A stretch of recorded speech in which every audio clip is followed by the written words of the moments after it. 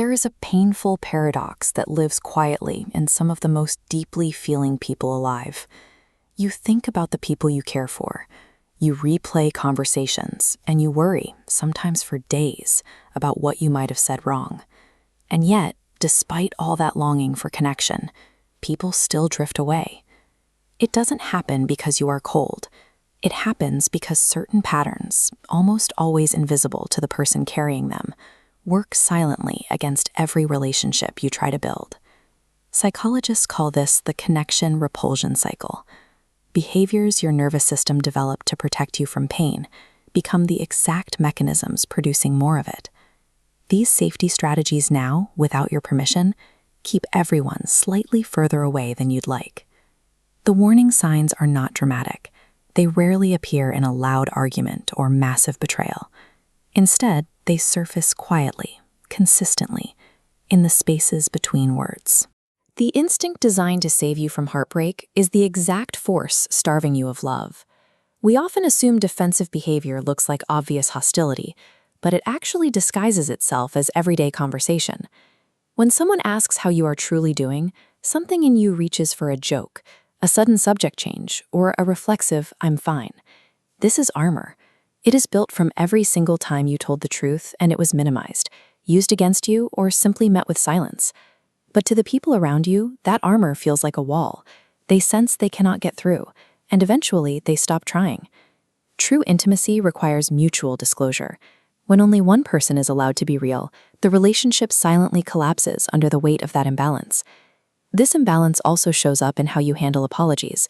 You might over-apologize, or you might never apologize at all. Both are signals of disconnection, and they emerge from the exact same emotional wound. The person who apologizes for existing, for having needs, for speaking, for taking up space, trains those around them to feel unconsciously responsible for their emotional state. That weight becomes exhausting.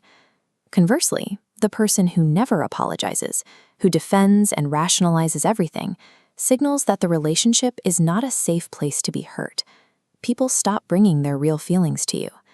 Whether you deflect your pain or mismanage your apologies, you teach the people who care about you to create distance, simply out of their own need for emotional self-preservation. Then there is the sudden vanishing act. In the early stages of a connection, you are warm, attentive, and fully present, but a small trigger or a wave of vulnerability hits and you completely pull back. Psychologists describe this as a disorganized attachment response. Your nervous system is caught in a loop, simultaneously craving closeness and terrified of exposure. The other person does not see your internal panic. They only feel the sudden coldness. Faced with that confusion, they protect themselves the only way they know how, by leaving first. When you have been hurt enough times, natural trust gets quietly replaced by a private audition process. You withhold information or create small tensions just to see if someone will stay. The problem is that most people cannot pass a test they do not know they are actively taking. The more you test them, the more distance your anxiety manufactures. Intense emotional oscillation and secret tests do not prove who is loyal. They only guarantee that everyone eventually fails to cross the moat you built around yourself. This brings us to the most subtle pattern. When someone expresses genuine appreciation or tells you what you mean to them, something inside you recoils. You immediately redirect the attention away from yourself.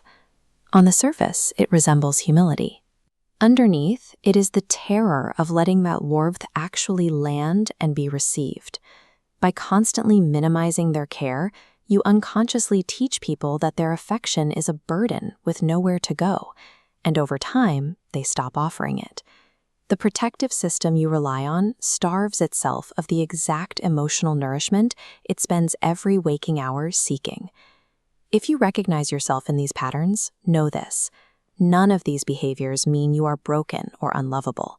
Each of them made perfect sense at a specific point in your life. They were the most intelligent, perfectly logical survival tools your nervous system could deploy, given the emotional environment you are navigating at the time.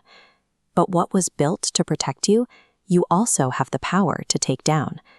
Bringing awareness to these invisible patterns is the first step in systematically dismantling your outdated armor.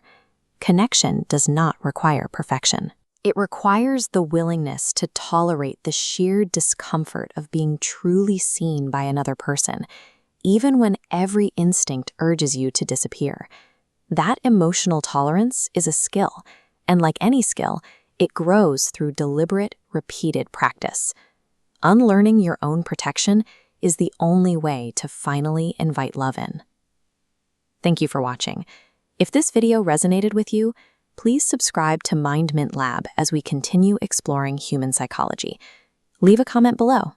You might find someone who shares that same understanding. Take care, and I'll see you in the next video.